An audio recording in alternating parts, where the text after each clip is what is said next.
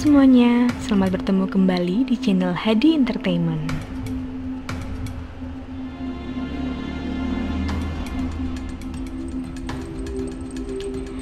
Kali ini merupakan episode spesial edisi menyambut Imlek 2572 yang jatuh pada hari Jumat tanggal 12 Februari tahun 2021.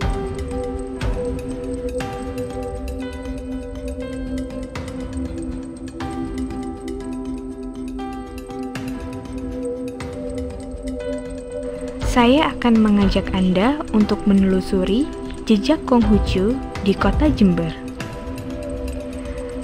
Tepatnya, kita akan mengunjungi Klenteng Pailinsan yang terletak di Dusun Karangasem, Desa Glagahwero, Kecamatan Panti, Kabupaten Jember.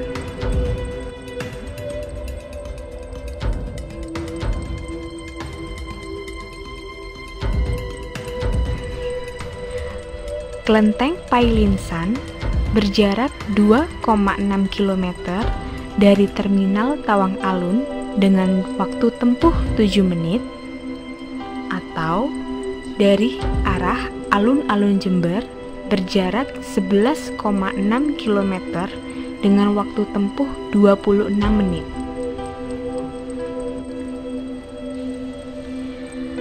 Menurut Bapak Japs Wilyong selaku Wakil Ketua Pengurus Klenteng Pailinsan, pada 551 tahun sebelum Masehi, ajaran Konghucu mulai dikenal di Indonesia hingga menyebar di seluruh pulau, memasuki Pulau Jawa, khususnya Jawa Timur, hingga ke kota Jember.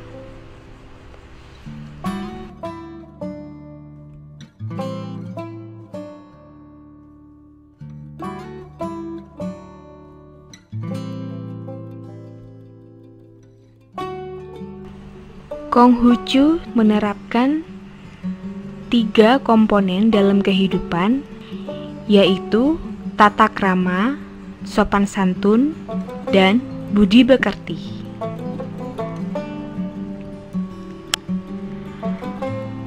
Di dalam ajaran Konghucu, mereka selalu menekankan cara menghormati yang tua dan menghargai yang muda, dan tak lupa selalu belajar merendahkan diri.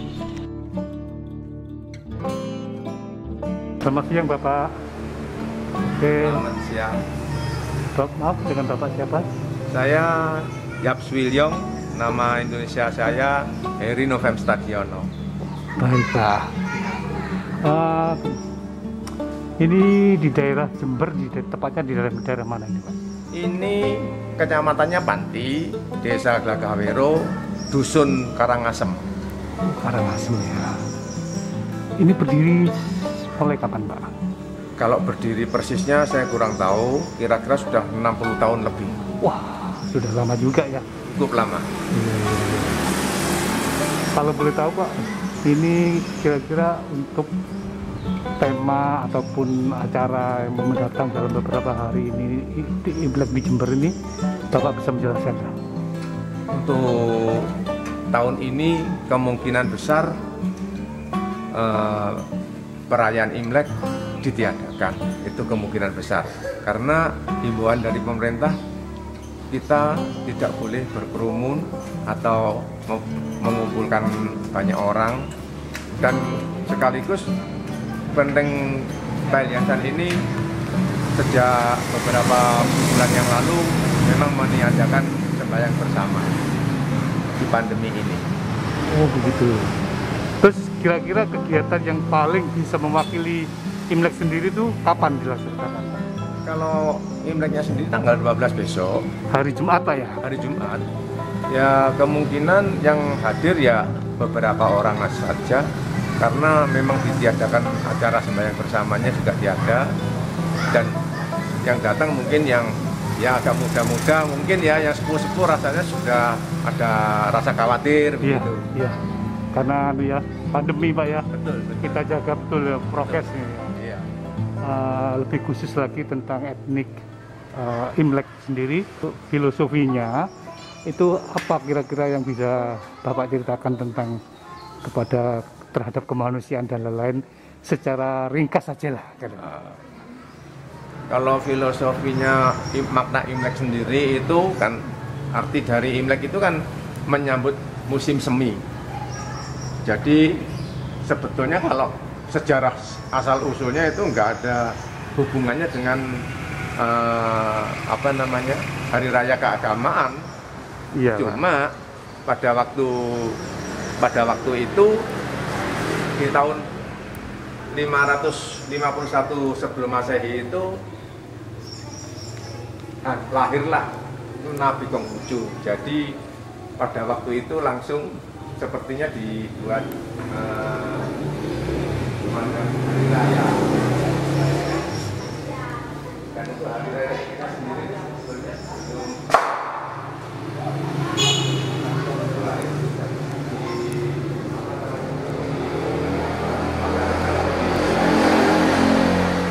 oleh masyarakat Tionghoa di Tiongkok sana. Mungkin Bapak sambil berjalan karena kami ingin tahu lebih banyak tentang di sini. Ini altar Dewi Kwan Im, altar utama dari TITB Parianisang. Dan di sebelah kiri saya ini altar Dewa Dai Suiye. Ini adalah dewa penyelamat. Jadi kalau mungkin kita ada masalah, kita memohonnya pada Dewa Dai Suiye ini. Terus kita jalan. Ini Dewa Milek atau Milekfo. Ini dewa kebahagiaan. Banyak orang menyebutnya dewa tertawa karena selalu bahagia. Oh, Mungkin yang tengah atau semua. Oh, semua Pak. Semuanya itu dewanya kan itu semuanya kan Milekfo.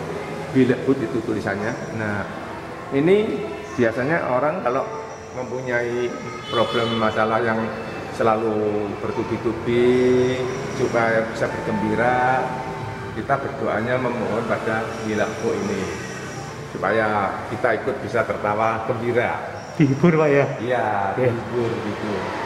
Ini yang namanya altar utamanya Dewi Kwan Im ini. Oh ini Pak ya. Iya, betul.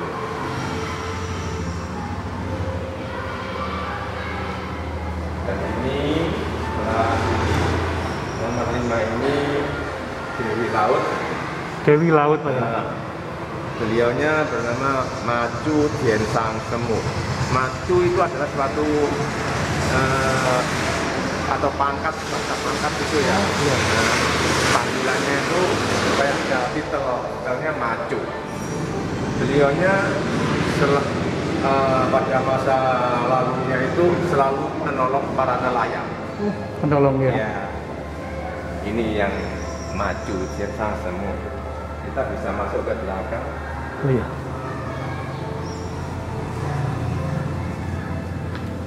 Nah, di sini ada altar tiga altar. Ini yang dinamakan Tridharma. Di Pernah sini dengar ada saya. ajaran, 3 ajaran. Yang tengah itu Buddha, dan Buddhanya di sini Buddha Mahayana. Sebelah kanan nomor 7 itu Lampunya bisa dihidupin. oh bisa. Iya. Bentar, mana ya? Iya. Oh di sana Pak. Iya.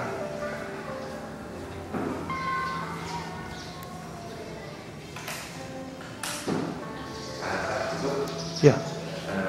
Silakan dilanjutkan Pak. Untuk yang sebelah kanan saya ini nomor 7 itu Dewa Daesang Laocin. Ini dewa tertua atau zaman dulu berkeyakinan yang mulia Daesang Laocin ini betul-betul dewa yang memberi ketenangan gitu. Karena beliaunya ini betul-betul dewa yang bijak gitu menurut keyakinan umat Tao sendiri. Tahu Pak ya. Tao ini yang khusus Tao, jadi dewanya dari Sang Lao Jin. Beliaunya itu memang betul-betul bijaksana, jadi mengajarkan pada murid-muridnya itu sesuatu yang realistis, jadi nggak mengada-ngada atau nanti di Pemimpi, ya. pemimpi Ya. ya begitu. Jadi betul-betul realistis. Yang tengah Buddha Gautama Gautama, ini, ya. ini dewa Buddha. Ini di sini Budanya beda dengan yang lain karena Buddha itu ada beberapa macam. Yang di sini adalah Buddha Mahayana. Oh, Buddha Mahayana. Betul, Buddha Mahayana di sini. Karena kalau di Kelenteng kebanyakan atau dipastikan Budanya Buddha Mahayana. Baik. Kalau Kelenteng. Nah, di sebelah kiri saya ini Nabi Konghucu. Oh. Nah, ini yang namanya Nabi Konghucu di sini. Nah, ini Nabi yang mengajarkan kita tata krama, sopan santun, budi pekerti. Jadi beliaunya dulu semasa hidup pernah mengajarkan hormati yang tua, hargai yang muda, dan selalu belajar merendah diri. Itu ajaran dari Nabi Konghucu ini. Nabi Konghucu. Nah, Baik, Pak. mari gitu. Ini bisa melanjutkan ke Ya. altar yang lain. Wah, ini liputan eksklusif ini Pak, betul. Saya berkesempatan dapat memasuki dan lain karena Ini waktu saya ada di sini. oh iya, Iya, kebetulan. kebetulan Pak ya. Kalau kemarin juga ada, cuma yang betul-betul saya relax hari ini. Oh betul hari ini ya, Ya. yang betul-betul longgar Pak ya. Betul yang longgar hari. Kalau kemarin Minggu dan Selasa tuh saya masih sibuk-sibuknya. Justru malah, Justru nggak bisa begitu. wah ini berarti kebetulan sekali nih ya. Nah, ini altar Dewa Kwantung. Nah, sebelum kita masuk ke altar, Ya. ini dijaga dua penjaga pintu. Ya. Ini penjaga pintu, namanya ini Mensen. Oh iya. Terus yang sebelah kiri juga, nah ini juga Mensen. Jadi intinya kita sebelum sembahyang ke altarnya Kongco Kwantung, Ya. itu kita mengisi dulu sama penjaga pintunya. Jadi kita mohon izin untuk sembahyang ke altarnya Dewa Kwantung. Gitu. Ya. Ini altarnya Dewa Kwantung seperti ini. Kita Permisi. lampunya kok padam ya. Saya dulu. Ya, silakan.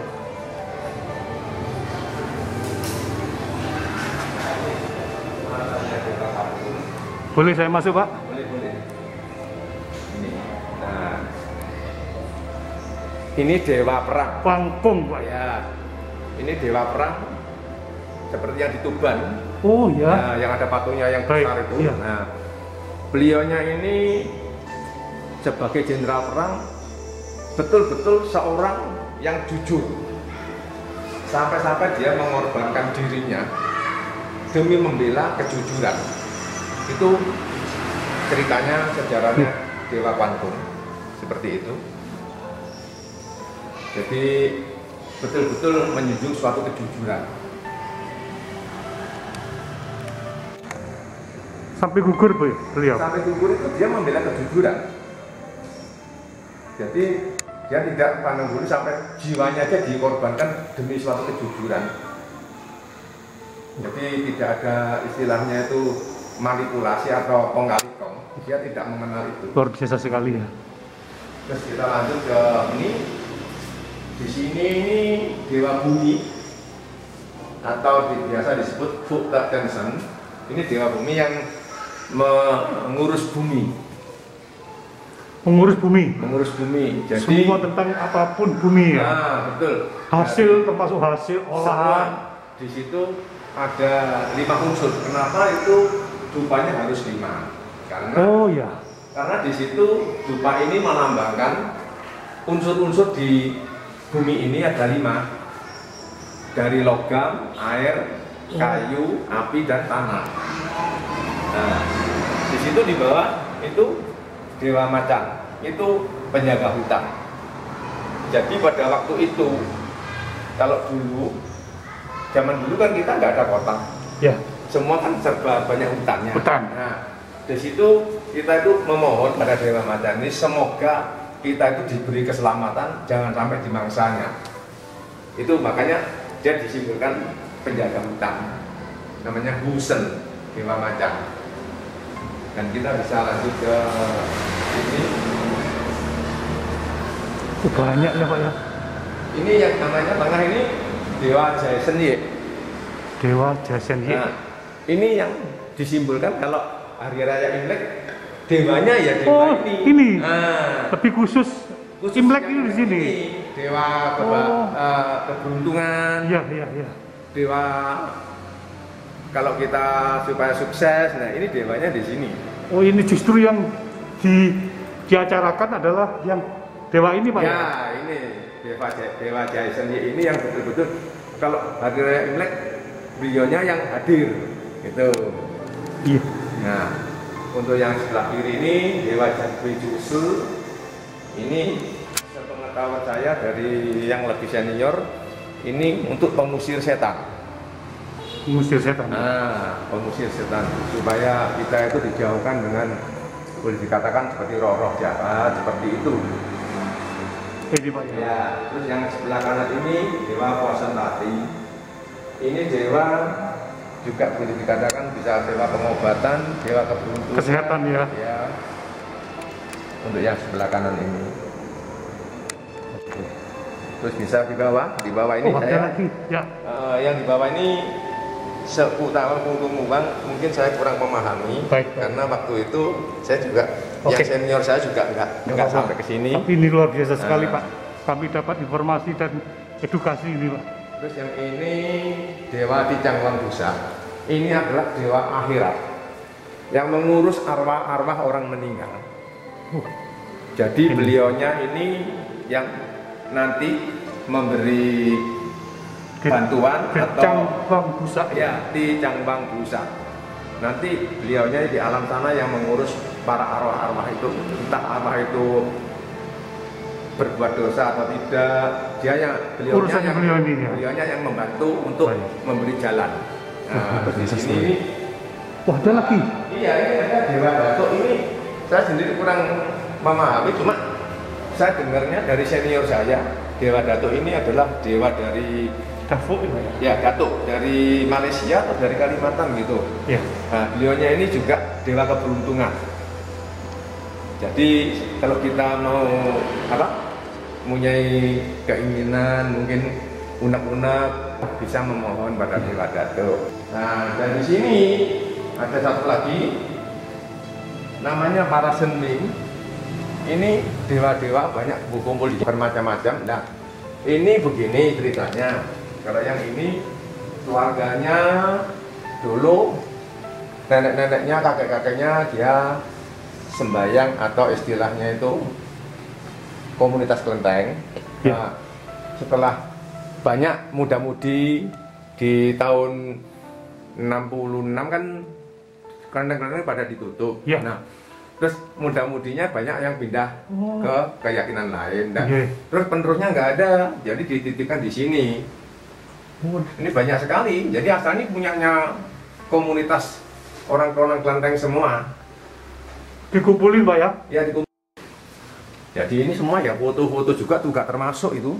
Oh, ini acara untuk Ini ruang makan. Untuk kalau ada acara besar kita makan-makan di sini. acara internal ya Pak. Udah kalau acara yang seperti ulang tahun apa itu Oh, iya. mengundang luar kota juga. Oh, dari luar kota ya. Datang ke sini. Dijamu di sini Pak ya. Kalau sampai banyak ya itu buka aulanya sana. Oh, ada lagi ya. Itu aulanya ditutup itu. Kalau nggak dipakai kotor banget bawahnya. Ya. Itu. Luar biasa sekali. Ini yang kanan apa Pak? Kenapa? Ini Yang kanan? dapur. Oh, dapur. Itu kamar mandi. Wah, bersih Pak ya. Itu kamar untuk kalau umat menginap. Iya. Itu. Untuk tempat penginap ya. Itu yang dua itu kamarnya Bante. Kalau ada Bante datang nginep di sana.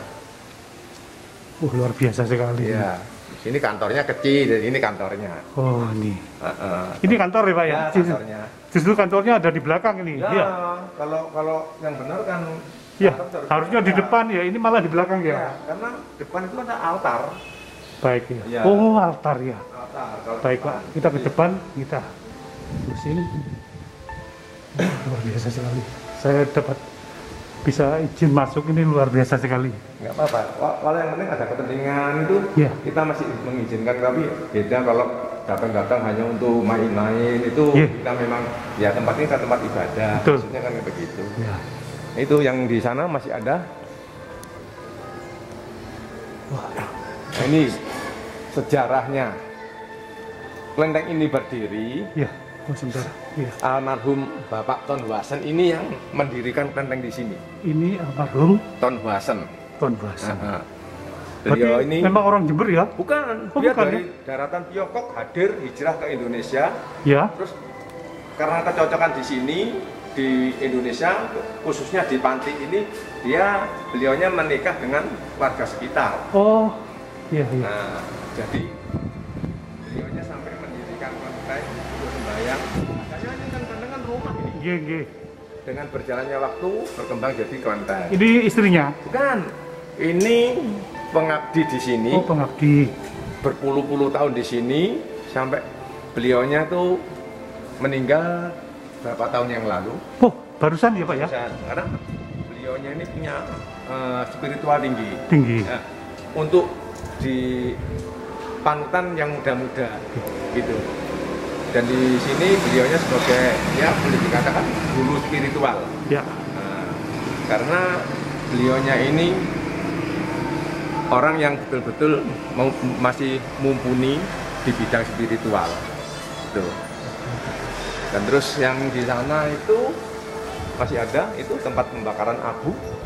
Yang di oh iya. Tong Dewa ya. Oh, itu tempat pembakaran abu ya? Bukan, itu pembakaran bekas-bekas untuk dari ritual sembahyang tadi itu. Seperti kertas. Oh iya. Terus dupa-dupa Supaya yang mati-mati. ramah lingkungan ya. Ini namanya Xianglo. Xianglo itu untuk membakar sisa-sisa atau bekas-bekas kita sembahyang. Sembayang ya. Jadi ini pengertiannya itu pada waktu zaman dulu kala, Ya. ribuan tahun yang silam itu di Tiongkok sana sudah mengadakan suatu kebersihan. Jadi semua sisa-sisa sembahyang tadi itu harus dibakar di satu tempat di sini. Jadi setelah dibakar, abunya pun itu nggak boleh dibuang sembarangan. Oh Jadi iya. harus dibawa ke laut supaya bisa larut ke dalam air dan tidak membuat polusi udara. Larung sesaji ya. Nah, seperti itu. Jadi ini maknanya Xianglo tadi supaya tidak ada polusi, bersih, lingkungannya. Oh, Indah. lanjut Kak. Nah ini kebetulan ada bapak-bapak dari Polsek apa? Polsek. Aha, Polsek. Biasa. Ini lagi ada bapak-bapak teman-teman. Ya. Aduh, Pak. Sementara kan tak boleh gini. Iya. Boleh. Betul. Iya. Kita menjunjung tinggi prokes, Karena Pak. masih pandemi. Ayo terus dukung channel ini dengan cara klik tombol like-nya, subscribe, komen, dan jangan lupa share ke teman-teman kalian biar kalian gak ketinggalan info-info menarik selanjutnya. Terima kasih. Bye. See you di next video.